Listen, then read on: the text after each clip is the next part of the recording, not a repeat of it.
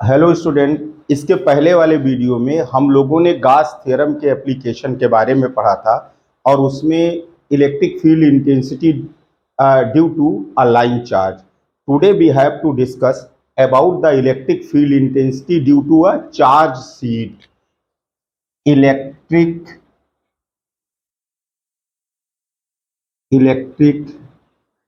Field intensity due to a charge sheet. देखिए, अगर मान लेते हैं एक इनफाइनाइट एक्सपेंशन की चार्ज शीट है और इस पर surface charge density that is small sigma be the surface charge density means charge on the unit area of this surface is equals to plus small sigma. Let a point P lies here where the intensity of electric field is required. हमें यहाँ P पर electric field intensity find करना है। तो हम इस seat के are पार एक सिलिंड्रिकल गॉसियन सरफेस इमेजिन करते हैं और इस तरीके का सरफेस इमेजिन करते हैं कि जो एरिया ऑफ क्रॉस सेक्शन है इसका, उस पर ये पॉइंट P जो है, that point P lies at the area of cross section of this cylinder। और ये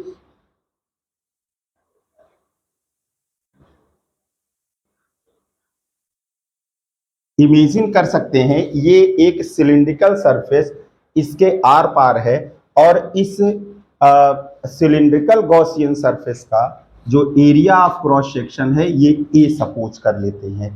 अब पी के चारों ओर if we take a infinitely small area element D A around P, अगर ये हम डी ए एरिया एलिमेंट ले रहे हैं तो इसका जो इलेक्ट्रिक वेक्टर होगा that is away from the sheet, ये होगा। और एरिया वेक्टर जो इसका होगा that is parallel to the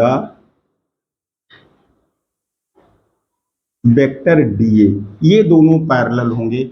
और अगर इसके कर्व सरफेस पर हम कोई इंफिनिटली स्मॉल एरिया एलिमेंट ले रहे हैं तो आप ये देखें, if that is D A dash, तो इलेक्ट्रिक फील्ड इंटेंसिटी जो होगी that is away from the sheet, और जो इसका एरिया वेक्टर होगा, area vector D A dash that is perpendicular to this vector E, इसके ये परपेंडिकुलर होगा। यहां पर देखें कि let a charged sheet of infinite expansion having surface charge density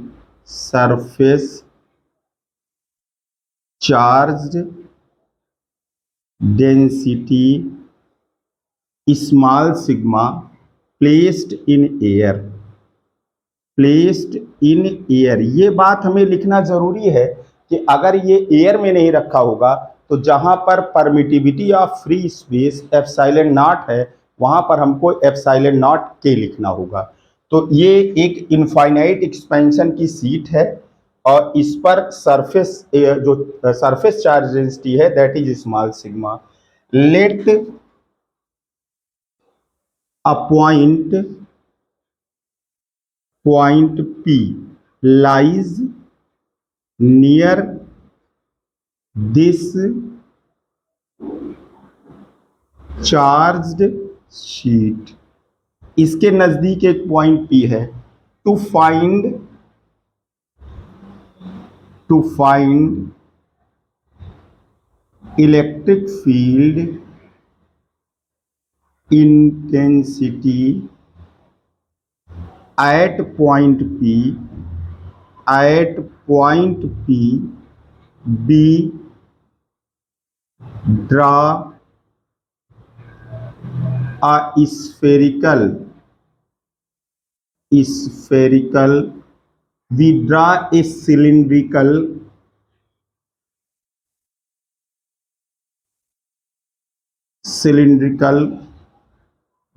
Gaussian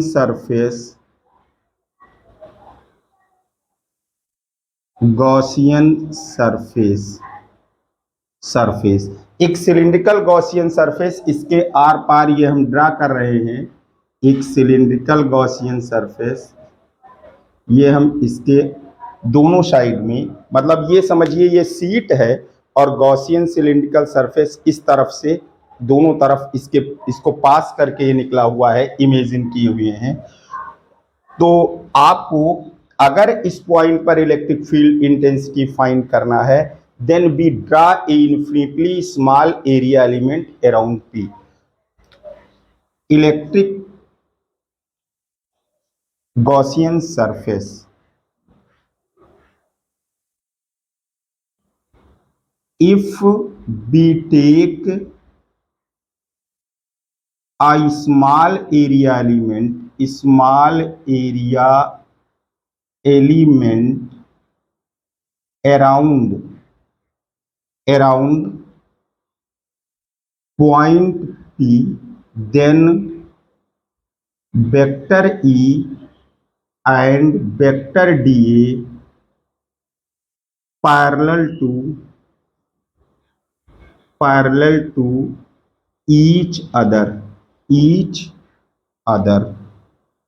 ये एरिया वेक्टर इस स्मॉल एरिया एलिमेंट पर परपेंडिकुलर होगा और जो इलेक्ट्रिक वेक्टर है ये पॉजिटिव चार्ज से दूर की ओर होगा, तो वेक्टर ई और वेक्टर डी ये परपेंडिकुलर होगा।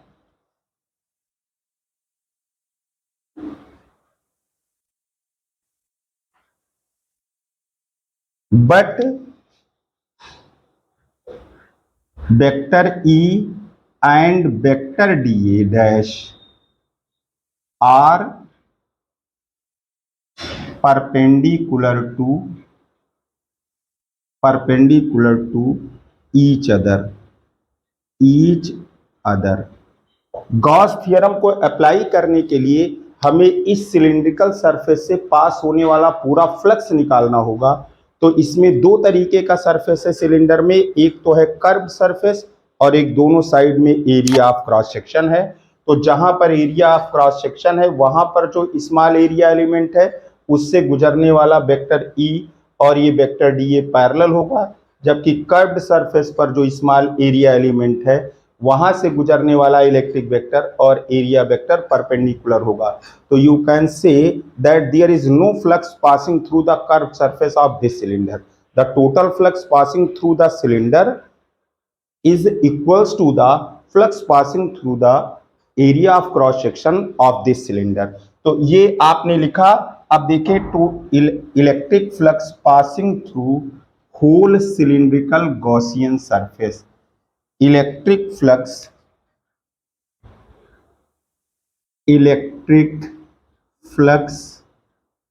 Passing through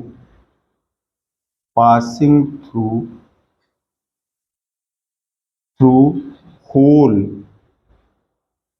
cylindrical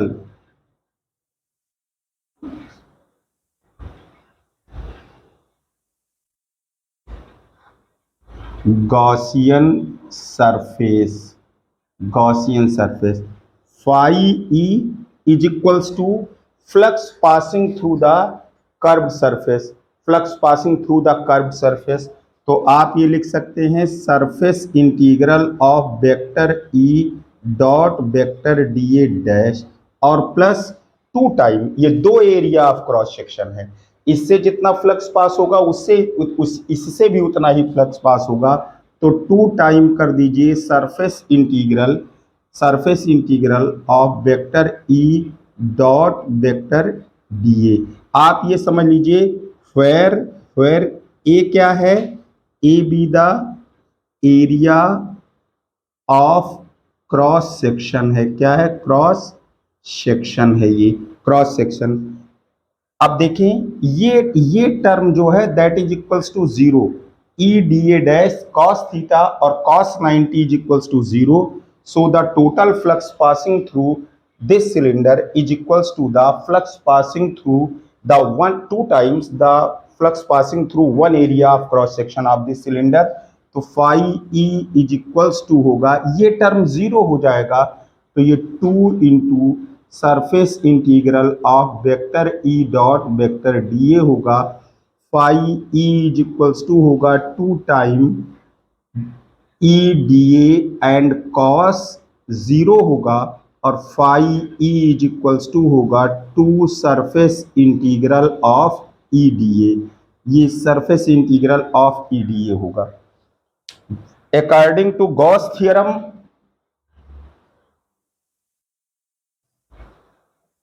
according to Gauss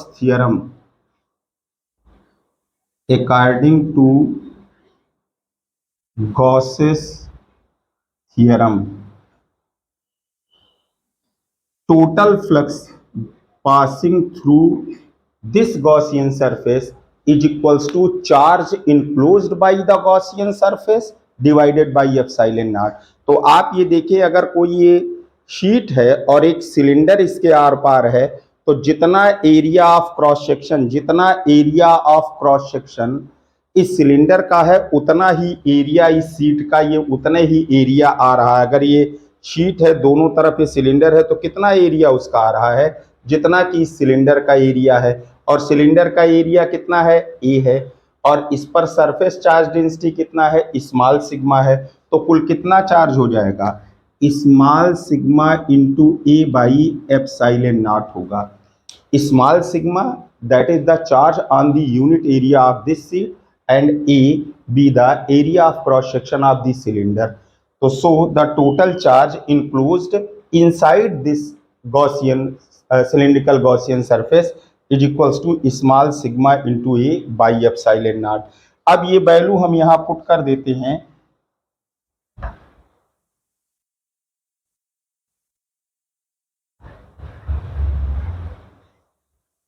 तो देखें आप, फाई E कितना है, small sigma into A by epsilon not is equals to 2 into E. हर जगह पर ई सेम होगा, तो 2 into E and surface integral of dA होगा.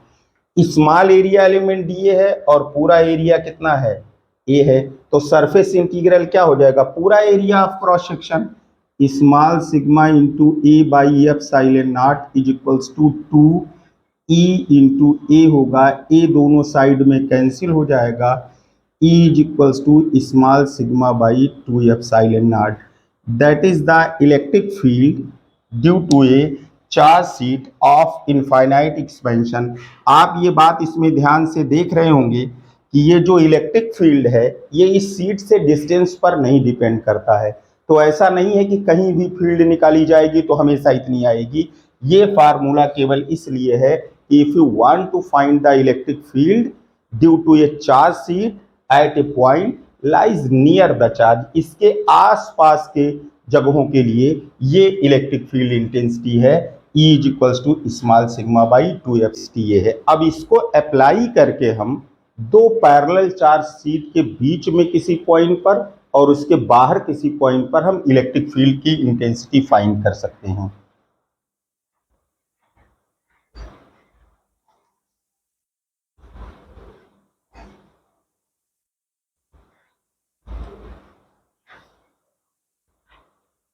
If two charge sheet are placed near to each other, अगर ये दो charge sheet हों,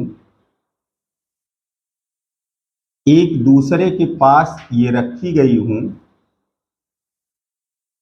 एक पर अगर surface charge density plus small sigma, यानी इस पर ये सब पॉजिटिव चार्ज है,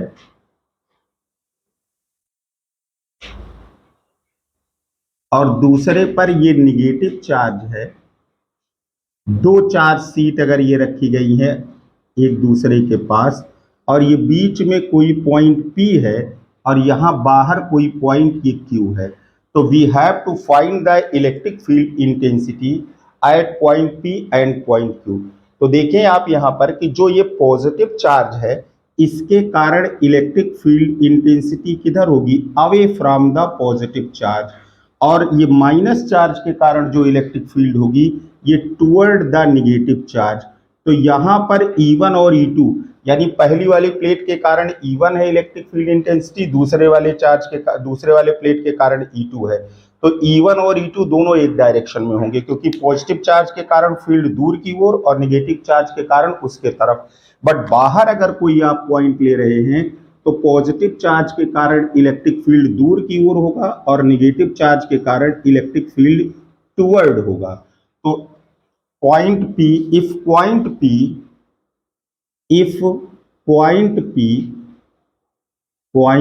P lies between the plates, then electric field intensity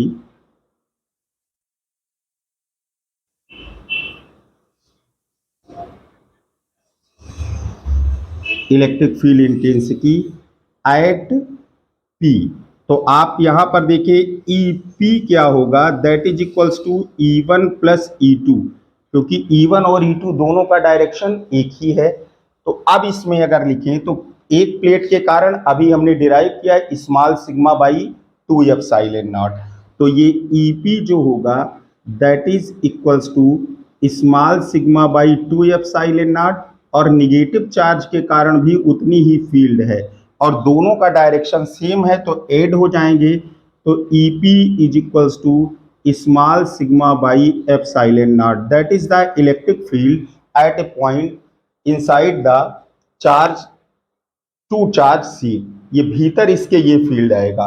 और अगर बाहर अगर आप फील्ड फाइंड करना चाहते हैं तो E1 is equals to small sigma by 2 epsilon not और E2 is equals to small sigma by 2 epsilon not. Numerically equal है but they are opposite to each other.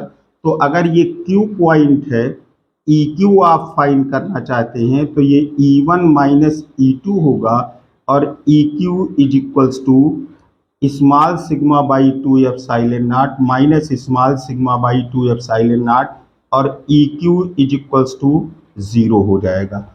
इन्हीं बातों का हम अप्लाई करके if we want to balance a charge particle in air, अगर air में हमको ये बहुत अच्छा न्यूमेरिकल है, इस तरीके का न्यूमेरिकल एग्जाम में आता है कि अगर हम किसी चार्ज पार्टिकल को एयर में बैलेंस करना चाहते हैं तो कैसे दो प्लेट लगा करके हम उसे बैलेंस कर सकते हैं।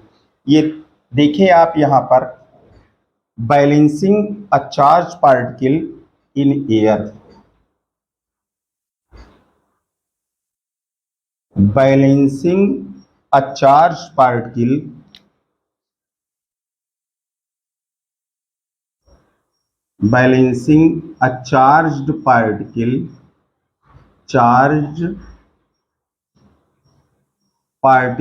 in air।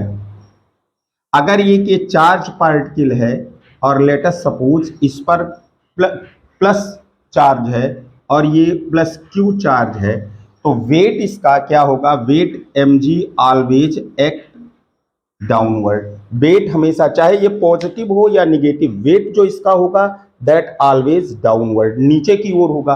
तो अगर इसको रोकना है तो इस पर एक इलेक्ट्रिक फोर्स इतना लगे जो mg के इक्वल हो। तो ये इलेक्ट्रिक फोर्स कुछ ऐसा इस पे लगाएं, अगर Q चार्ज है और E फील्ड हम लगा रहे हैं तो QE ऊपर की ओर लगना चाहिए। और आप ये जानते हैं कि पॉजिटिव चार्ज पर फील्ड के डायरेक्शन में फोर्स लगता है, तो इसका मतलब अगर आप ये दो प्लेट रख करके इसे बैलेंस करना चाह रहे हैं तो फील्ड का डायरेक्शन किधर होना चाहिए, अपवर्ड, ऊपर की ओर फील्ड अगर लगाएंगे तभी ये बैलेंस हो पाएगा। वेट तो mg नीचे की ओर है और अगर वेट ये नीचे लाना चाहेगा, अगर आप इस पर इलेक्ट्रिक फोर्स कितना लगा दें, वो electric force that is QE is equals to mg। तो ये दो बातें पूछा जाता है कि कितना इलेक्ट्रिक फील्ड लगाना होगा और किधर लगाना होगा। तो पॉजिटिव चार्ज पर वेट अगर नीचे की ओर है तो इलेक्ट्रिक फोर्स ऊपर होना चाहिए, और पॉजिटिव चार्ज पर जो फोर्स लगता है वो फील्ड के डायरेक्शन में लगता है, इसलिए हमें फील्ड ऊपर रखना होगा और QE is equals to mg। तो ये प्लेट पॉजिटिव चार्ज होना चाहिए, पॉजिटिव चार्ज इस प्लेट पर होना चाहिए और दूसरी प्लेट पर निगेटिव चार्ज होना चाहिए, तो फील्ड इस डायरेक्शन में होगा। अब अगर आप निगेटिव चार्ज पार्टिकल है इसे बैलेंस करना चाहते हैं, माइनस क्यू है, तो वेट इसका भी mg नीचे की ओर ही होगा और इस पर इलेक्ट्रिक फोर्स ऊपर की ओर इसी के इक्वल अगर लगा देंगे तो ये बैलेंस हो जाएगा। ये भी QE होना चाहिए और QE इज इक्वल्स टू क्या होना चाहिए, mg, यानी जितना वेट इसका नीचे खींच रहा है अगर उतना ही इलेक्ट्रिक फोर्स ऊपर की ओर लग जाए तो ये चार्ज पार्टिकल बैलेंस हो जाएगा कि नहीं बैलेंस हो जाएगा। तो अब इसके लिए अगर आप एक प्लेट ऊपर ये लगा रहे हैं और अगर एक प्लेट ऊपर और एक प्लेट ये नीचे लगा रहे हैं तो निगेटिव चार्ज पर फील्ड के अपोजिट डायरेक्शन में फोर्स लगता है। निगेटिव चार्ज पर फील्ड के अपोजिट डायरेक्शन में फोर्स अगर लगेगा तो क्या करना होगा, अब की बार फील्ड किधर होनी चाहिए, डाउनवर्ड होना चाहिए, डाउनवर्ड, और ये E होगा और फील्ड हमेशा पॉजिटिव से निगेटिव की ओर होती है तो यहाँ पर पॉजिटिव चार्ज रखना होगा और नीचे वाली प्लेट पर नेगेटिव चार्ज रखना होगा। तो इस तरीके का न्यूमेरिकल आएगा, बताया जाएगा एक चार्ज पार्टिकल है, उसका मास कुछ है, उस पर कुछ चार्ज है, उसे एयर में रोकना है, तो कैसे उसे बैलेंस करेंगे। तो पॉजिटिव चार्ज को अगर बैलेंस करना होगा तो फील्ड ऊपर की ओर लगाना होगा क्योंकि जो इलेक्ट्रिक फोर्स है वो ऊपर की ओर लग जाए और वेट के जो वेट है उसके इक्वल इलेक्ट्रिक फोर्स होगा तो ये बैलेंस हो जाएगा। अगर निगेटिव चार्ज है तो निगेटिव चार्ज का भी वेट नीचे की ओर ही वर्क करेगा, तो इसको भी अगर बैलेंस करना है तो इतना ही इलेक्ट्रिक फोर्स ऊपर लगना चाहिए। दोनों में केवल एक अंतर है, पॉजिटिव चार्ज पर फील्ड के डायरेक्शन में फोर्स लगता है, इसलिए if you want to balance a positive charge in air तो इस तरीके से फील्ड लगाना होगा और अगर निगेटिव चार्ज को आप बैलेंस करना चाहते हैं तो आपको इस तरीके से फील्ड लगाना चाहिए पड़ेगा। तो ये पॉजिटिव या निगेटिव चार्ज को इस प्रकार आप इलेक्ट्रिक फील्ड में बैलेंस कर सकते हैं। Thank you for watching the video. और नेक्स्ट वीडियो में हम लोग स्फेरिकल कोई कंडक्टर और नॉन कंडक्टिंग ऑब्जेक्ट होगा उसके लिए इलेक्ट्रिक फील्ड इंटेंसिटी फाइंड करेंगे। Thank you for watching the video.